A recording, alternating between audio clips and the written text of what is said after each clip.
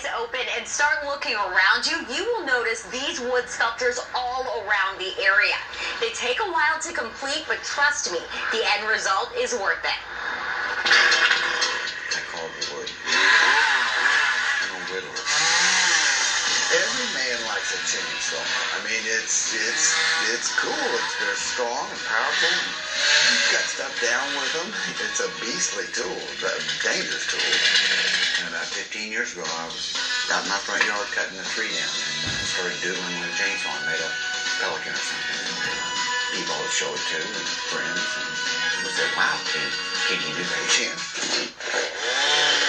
What I think I'm good is making you look at it and kind of smile, either because it's funny or because it's just cool looking.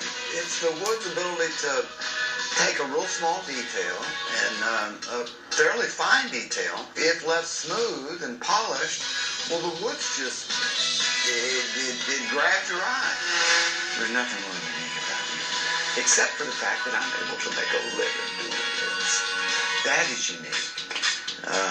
Not unique, it's rare. And I'm a pretty lucky guy.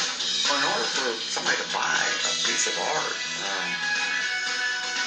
usually either they feel sorry for the artist or they get a kind of a feeling when they see the piece. I'm shooting for that feeling.